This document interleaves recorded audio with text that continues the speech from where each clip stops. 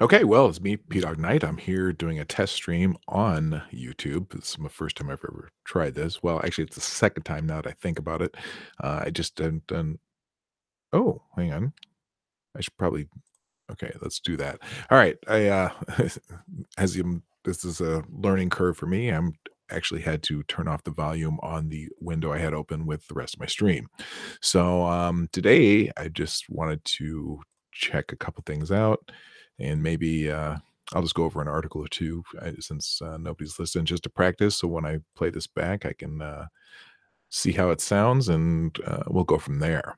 So not a whole lot going on today. It's the eve of Christmas Eve. Earlier today, I spent some time listening to Bear's stream. If you're familiar with Irate Bear, he's one of the YouTubers and people I follow on Twitter, and that was interesting stream this morning. And so I'm just looking for things to read. I probably didn't should have prepared for this, but here we go. Let's see. So I went on one of my. Well, hang on a second here. Do, do, do, do, do. Maybe I should prepare before I do one of these things. Let's see here. Well, let's look at this. It's called a Saturday night joke. Let's try that. It started to snow, the first snow of the season, and the wife and I took up our cocktails and sat for hours by the window watching the huge snowflakes drift down from heaven. Looks like Grandma Moses' print. So romantic, we felt like newlyweds again. I love snow. Now that's December 8th. December 9th. We woke up to a beautiful blanket of crystal white snow covering every inch of the landscape. What a fantastic sight. Can there be a lovelier place in the whole world? Moving here was the best idea I've ever had. Shoveled for the first time in years. I felt like a boy again. I did both our driveway and the sidewalks. This afternoon, the snowplow came along and covered up the sidewalks and closed in the driveway, so I got to shovel again. What a perfect life. December 12th. The sun has melted all our lovely snow. Such a disappointment. My neighbor tells me not to worry. We'll definitely have a white Christmas. No snow on Christmas would be awful. John says we'll have so much snow by the end of winter, I'll never want to see snow again. I don't think that's possible. John is such a nice man. I'm glad he's our neighbor. December 14th. Snow, lovely snow, 8 inches last night. The temperature dropped to below 20 degrees. The cold makes everything sparkle so. The wind took my breath away, but I warmed up by shoveling the driveway and the sidewalks. This is the life. The snowplow came back this afternoon and buried everything again. I didn't realize I would have to do quite this much shoveling, but I certainly got back into shape this way. I wish I wouldn't huff and puff so. December 15th. 20 inches forecast. Sold my van and bought a 4x4 Blazer. Bought snow tires for the wife's car and 2 extra shovels. Stocked the freezer. Wife wants a wood stove in case the electricity goes out. I think that's silly. We aren't in Alaska after all. December 16th.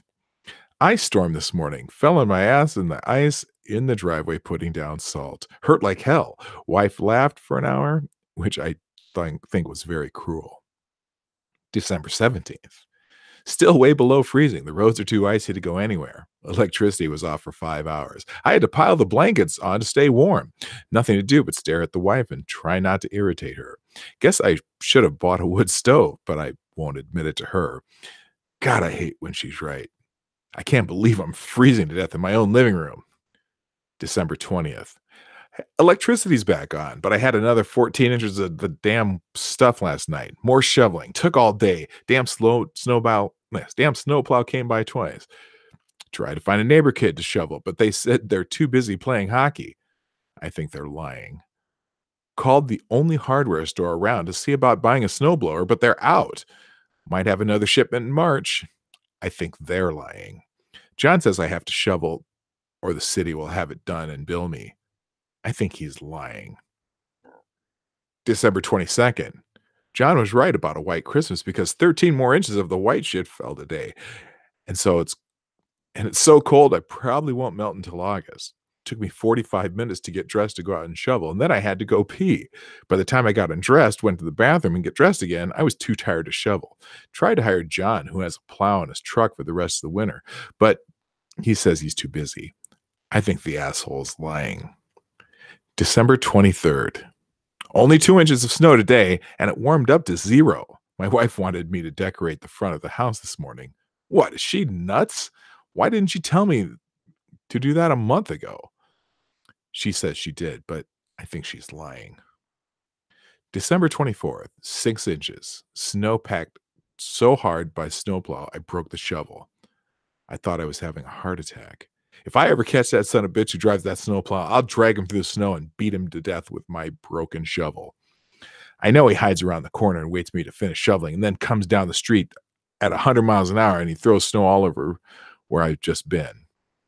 Tonight, the wife wanted me to sing Christmas carols with her and open presents, but I was too busy watching for the damn snowplow.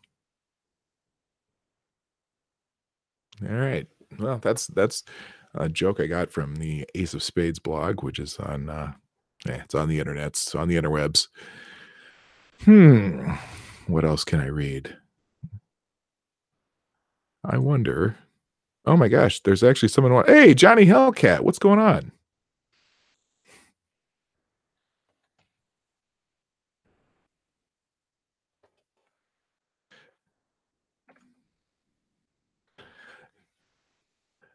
All right, so here's what I'm going to do because again, this is just a test and it's only me and Johnny. I'm going to let's see, Johnny.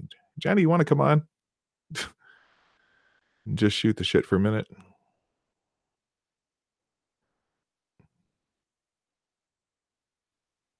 Oh, okay. Well, that's cool. I'm just goofing around anyway. This is the first time I've ever even opened up this stream. But all right, where was I? Oh, I'll just read another joke.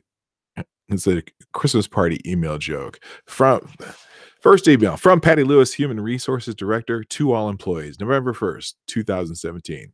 RE Christmas party.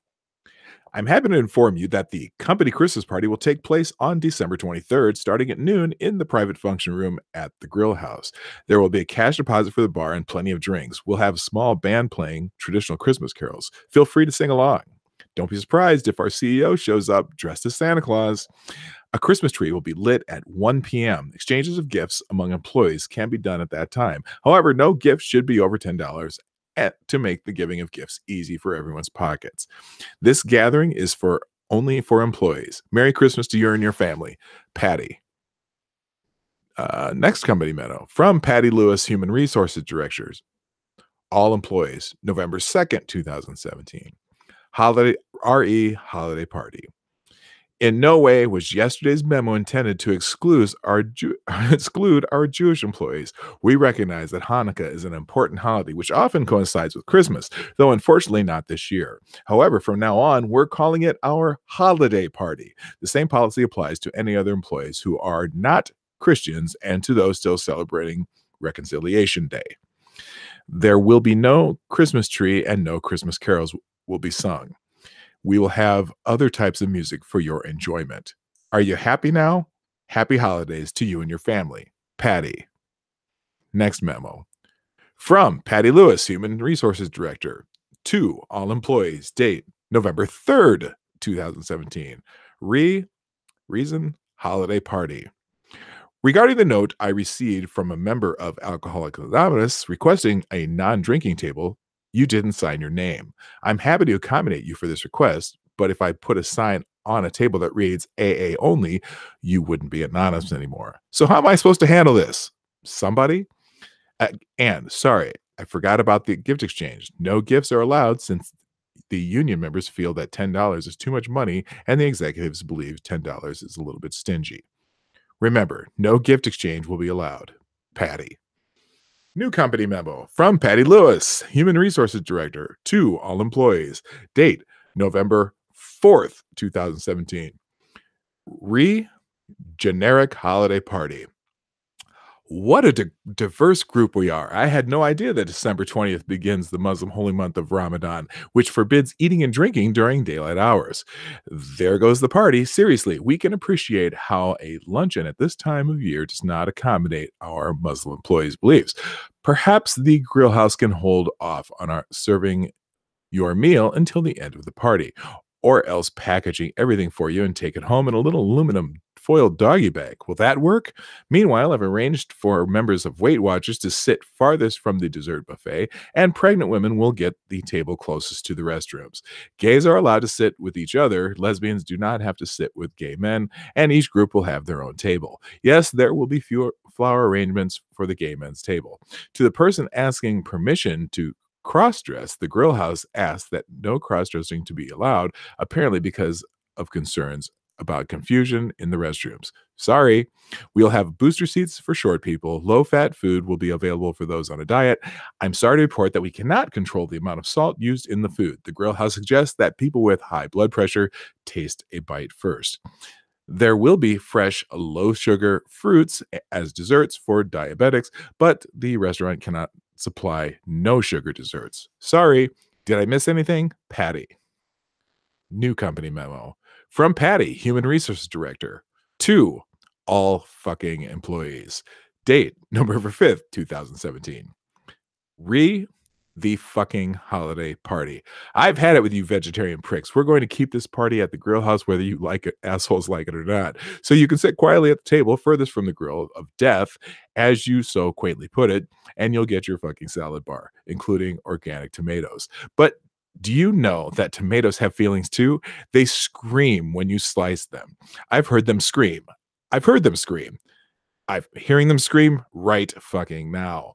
The rest of you perishing weirdos can kiss my ass. I hope you all have a rotten holiday. Drive drunk and die. Patty. New company memo from Joan Bishop, acting human resources director. Date November 6th, 2017. Re Patty Lewis and holiday party. I'm sure I speak for all of us in wishing Patty Lewis a speedy recovery from her recent nervous breakdown, and I'll continue to forward your cards to her at the hospital. In the meantime, management has decided to cancel our holiday party and give everyone the afternoon of the 23rd off with full pay. So fuck the lot of you and happy whatever. Joan. Okay, that's just a cute story. Okay. All right, and let's see here. Oh, here's an interesting one. Is this going to be okay? No. So I'm just looking up a couple more stories here. I probably, like I said, I should have done this before, but again, this is just a test stream, so we're just going to go with whatever I find as I roll along here.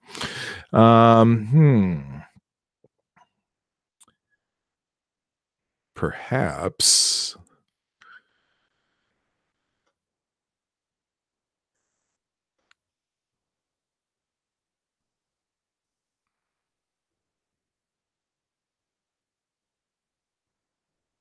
Oh, well, this seems to be. Oh, the seven sins of Christmas. Or let's see. With Christmas on Tuesday, I'm not anticipating doing much on Monday.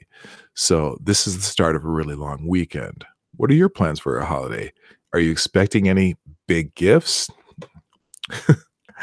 A demon chooses you to receive a special gift in exchange for your soul. Each of the following items is based on a cardinal sin, but the powers they wield are very tempting. Which will you choose, if any? The wallet of greed. Every day at midnight, this wallet will refill itself to exactly $1,000 in $100 bills. If you cross over into another country, it will automatically change the bills to the local currency. Following the exchange rate, the cash will be deposited. Placing a credit card in the wallet will wipe it free of debt. I don't know, you know what that means. I'm not going to read this. This is silly. All right, what else we got here? Oh, this is an interesting post from Instapundit.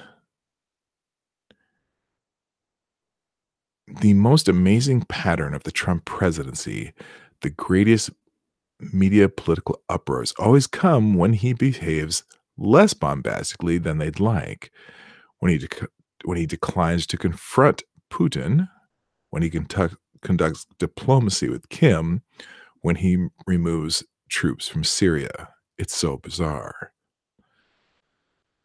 For example, this is the guy who rose to national political prominence because he opposed the Iraq War. Amazing how irreparably Trump has warped his brain. And it's a tweet from Dean. With Howard Dean, who was pretty anti-war, but he was very against the Iraq War. By withdrawing our troops from Afghanistan, you are condemning millions of women to the Stone Age. No education, no choice about who they may marry. They will become property when the Taliban takes over. Is that what you really want, Roe? Oh, okay. That's odd. This whole thing about removing the troops from Syria. So we have 2,000 troops in Syria. And I just can't for the life of me understand what impact 2,000 troops, other than they have a forward base there and that they're isolating one small area of Syria, but they're not doing anything there. I don't even understand. And there's so many other bases in the region that if really something bad started to happen, we can mobilize in the split second notice. I'm not even sure I understand it. Or here's one from Hillary Clinton. Actions have consequences, and whether we're in Syria or not, the people who want to harm us are there and at war. Isolationism is weakness. Empowering ISIS is dangerous. Playing into Russia's and Iran's hands is foolish. This president is putting our national security at grave risk. What? So, I can't even. So here's an interesting way to put it. The consequences of Hillary's actions in Libya, we came, we saw, he died, as black people being sold as slaves in open-air slave markets. Here we go. So maybe she should sit this one out. But note how, despite her dreadful track record, and she's still treated as a part of the competent establishment, because in fact, competence is not required for membership in the establishment, as the last decade or two demonstrate. And there's an update to this. Trump is speaking for the forgotten part of America that actually fights wars. And in this post-election analysis of the 2016 cycle, discussion of war fatigue has been all but absent. This oversight may be plausibly due to the fact that most American elites in the chattering class have not, at least in recent years, been directly affected by ongoing conflicts. Children of the elites are not as likely to serve and die in the Middle East, and elite communities are thus less likely to make this a point of conversation.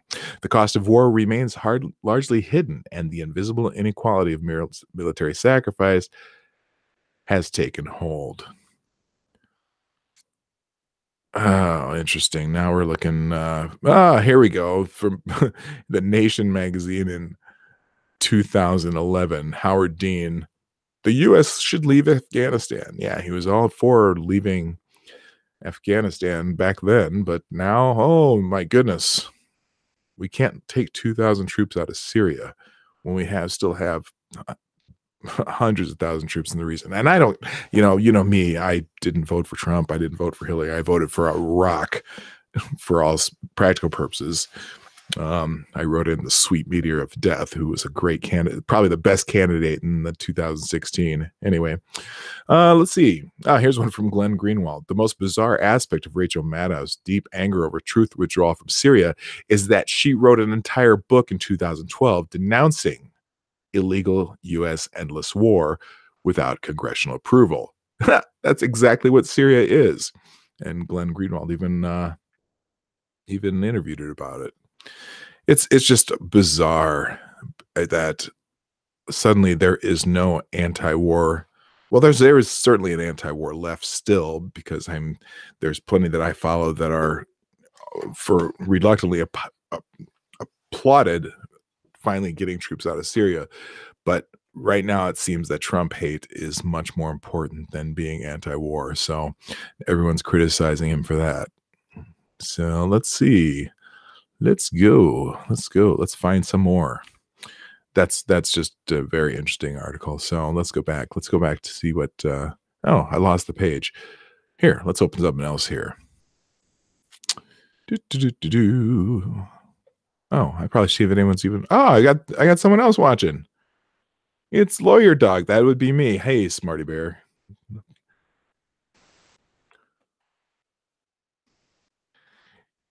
Fortunately, I didn't tweet this out because I'm just testing, but I'm glad to see a couple people here.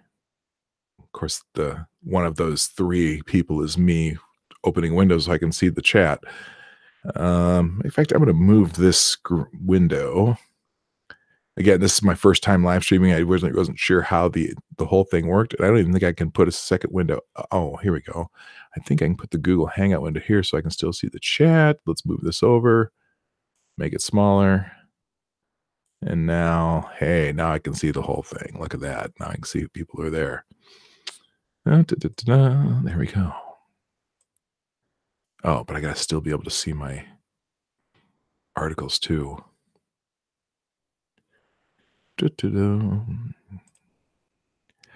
So I as I figured out, Johnny Helk had said you can hear me just fine. That's good. And eventually, when I actually start doing this for real, although I guess I am doing it for real right now, aren't I? Eventually, when I do this for real, I'll know that people can hear me. Let's go back to let's try another place here. I used to be a big fan of the site Hot Air back when I was in my blogging days about 10 years ago. And see if there's anything interesting on there. Good news though for me is that my local Vikings seem to have won their game. I haven't looked at the final score yet. Let's see.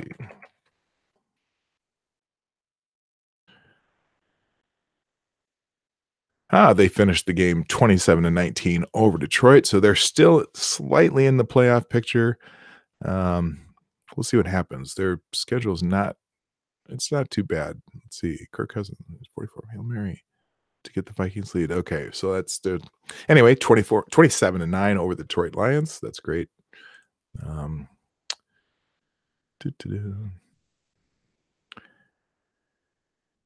Although now I'm wondering, is it actually still Johnny Hellcat in here? Let's see, who's there?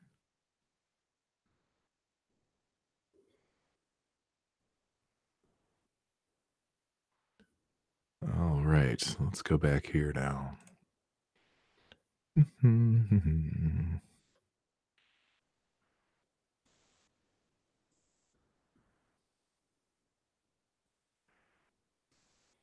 Well, all right. I think that's going to be. I'm going to close this down because again, this was just a test, and I know that it's working. Just a quick thank you to the couple people who are here, Johnny Hellcat and Marty Smarty Bear. Kind of sounds like Marty. That's my name actually. My real name's Marty. Hey, I know what I can do. I'm going to just actually going to share my screen here because I do have one thing I want to show you.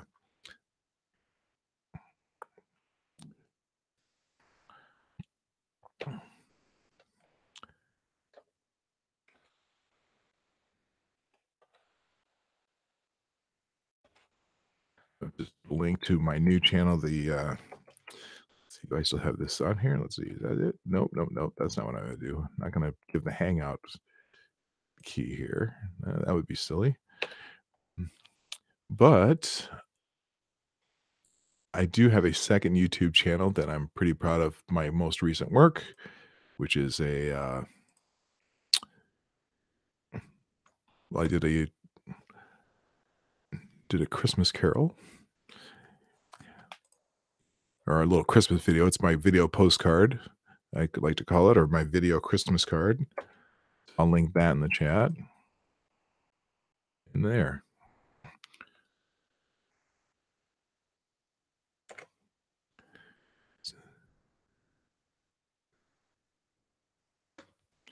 So out of curiosity, who is my second viewer here? Oh, I see this. Oh, that's 'cause the stupid top chat thing. Huh?